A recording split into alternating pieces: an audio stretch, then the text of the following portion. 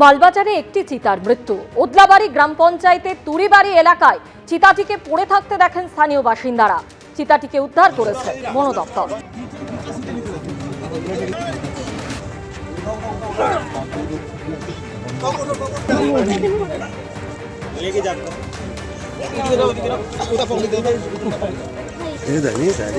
সংসদে প্রধানমন্ত্রীর বঙ্কিমদা সম্বোধন থেকে রবীন্দ্রনাথ ঠাকুরকে অপমানের অভিযোগ।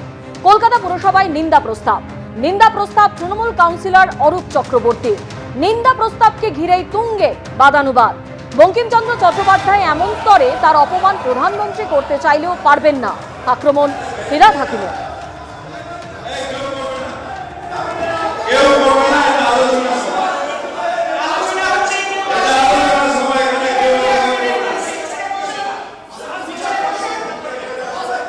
সরাসরি আমাদের প্রতিনিধি অর্ণব মুখোপাধ্যায় আমাদের সঙ্গে রয়েছেন। অর্ণব, আমরা সেই ছবি দেখতে পাচ্ছি যে কলকাতা পুরসভায় নিন্দা প্রস্তাবে একেবারে তুলকালাম পরিস্থিতি তৈরি হয়।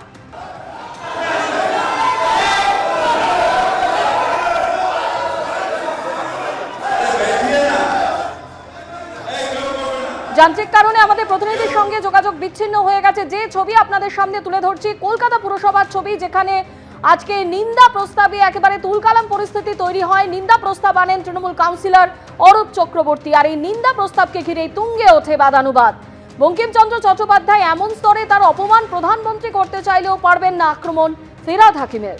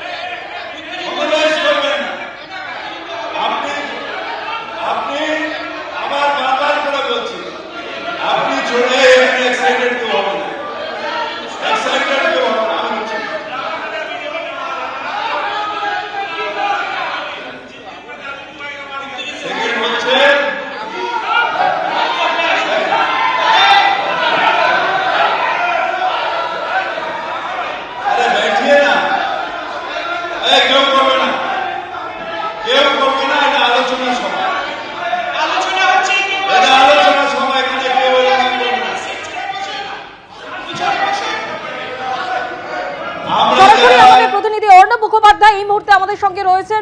অর্ণব, আমরা কলকাতা পুরসভার সেই ছবি দেখতে পাচ্ছি যেখানে অরূপ চক্রবর্তীর আনা নিন্দা প্রস্তাবকে ঘিরে একেবারে তুঙ্গে ওঠে বাদানুবাদ। একদমই দেখো, অরূপ চক্রবর্তী এই নিন্দা প্রস্তাব এনেছিলেন, কিন্তু সেখান থেকে আলোচনাটা ক্রমশ অন্যদিকে যেতে শুরু করে। অরূপ চক্রবর্তী তিনি বক্তব্য রাখলেন, সজল ঘোষ রাখলেন, দেবাশিস কুমার রাখলেন, তারপর বৈশ্বনাথ চট্টোপাধ্যায় রাখলেন, সবশেষে মেয়র ফিরহাদ হাকিম তিনি যখন বলতে উঠলেন, সেখান থেকে তিনি বিহারের প্রসঙ্গ ক্রমশ টেনে আনেন এবং সেই নীতিশ কুমারের সেই ঘটনাটা তিনি তুলে ধরেন। এবং তার পাশাপাশি যেটা দেখা যায় যে বিজেপির পক্ষ থেকে তাকে আক্রমণ করা হচ্ছে এবং সেই আক্রমণের উত্তর দিতে গিয়েই তিনি উত্তেজিত হয়ে পড়েন। সজল ঘোষ তিনি এই আক্রমণ করেন এবং তার উত্তর দিতে গিয়ে কিন্তু মেয়র উত্তেজিত হয়ে পড়েন এবং তার পাশাপাশি জলের বোতল নিয়ে আসা হয় এবং তাকে শান্ত করার জন্য দেবাশিস কুমার চলে আসেন। পরে ঘনিষ্ঠ মহলে মেয়র জানিয়েছেন যে এই ধরনের ব্যক্তি আক্রমণ সেটাকে তিনি অসম্মানিত বোধ করেন এবং সেই কারণেই তিনি এরকম রিয়্যাক্ট করেছেন। অন্যদিকে বামেদের পক্ষ থেকে যেটা বলা হচ্ছে যে পুরসভার মাসিক অধিবেশনে পুরসভা সংক্রান্ত আলোচনা হওয়া উচিত, যেখানে এখানে উন্নতির বিষয়ে আলোচনা হবে, কিন্তু তার জায়গায় আলোচনাটা যে জায়গায় নিয়ে গেছে সেই জন্য তারা আবার তৃণমূল এবং তার পাশাপাশি বিজেপি উভয়ের দিকে আঙুল তুলেছে। কিন্তু আজকে আলোচনাটা এই যখন মেয়রের দিকে আক্রমণের তীর ধেয়ে আসে, তার পাশাপাশি তৃণমূলের অন্যান্য কাউন্সিলররা তারাও টিপ্পনী দিতে শুরু করেন, বিজেপির পক্ষ থেকেও বিভিন্ন কথা বলা শুরু হয়ে যায়। অন্যদিকে যেটা দেখা যায় যে মীনা একেবারেই দেবী দেখতে পুরোহিত পাচ্ছি তার অর্ণব, সঙ্গে আমরা সেই ছবি যখন তুঙ্গে ওঠে বিরোধিতার। বঙ্কিমচন্দ্র চট্টোপাধ্যায় এমন স্তরে তার অপমান প্রধানমন্ত্রী করতে চাইলেও পারবেন না, আক্রমণ শানিয়েছেন ফেরাদ হাকিম। আপনিও তো মিনি পাকিস্তান বলেছিলেন, পাল্টা আক্রমণ বিজেপি কাউন্সিলর সজল ঘোষের। আচ্ছা, পাকিস্তানি ইস্যুতে মেয়র উত্তেজিত কতদিন ধরে হবে? কিছুই বলেনি, আপনারা দেখেছেন। আমি বলেছি উনি কাউকে একজনকে পাকিস্তানের সমর্থক বলছিলেন, আর উনি নিজেই মিনি পাকিস্তান বলেছিলেন। ইনি আজকে চিৎকার করলেন যে দেখাতে পারলে উনি রিজাইন করবেন, আমি নিশ্চয়ই দেখিয়ে দেবো। সেটা হচ্ছে মিনি পাকিস্তান শব্দটা উনি উচ্চারণ করেছিলেন। এই কর্পোরেশনের মেয়র তিনি কি করে বলতে পারেন যে অর্ধেক বাংলার মানুষ উর্দুতে কথা বলবেন? তিনি কি করে দাওয়াতে ইসলাম দিয়ে বলতে পারেন যে হিন্দু গর্ভে জন্মানো সেটা দুর্ভাগ্যের বিষয়? যদি কারোর হিজাব টানলে নরকে জায়গা হয়, তাহলে এই কথাটা বলার কারণেও মেয়রের স্বর্গে জায়গা হবে না। উনি যেমন বলেছেন ভগবান এদের ক্ষমা করো, ভগবানের নাম নিয়েছেন, খুশি হয়েছে আমরা, কিন্তু আমিও বলছি ভগবান যেন ওনাকেও ক্ষমা করেন যেই কথা বলার। যা ঘিরে আজকে কলকাতা পুরসভায় তুঙ্গে বাদানুবাদ, সেদিন ঠিক কি বলেছিলেন প্রধানমন্ত্রী নরেন্দ্র মোদী লোকসভায় দাঁড়িয়ে, দেখুন। बंकिम दा ने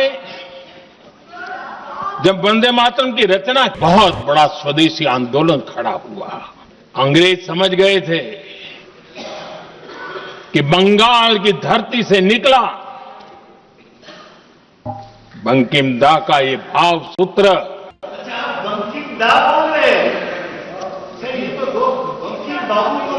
बंकिम बाबू बोले। अच्छा, thank you thank you thank you thank you thank you, आपकी भावनाओं के लिए मैं आदर करता हूं।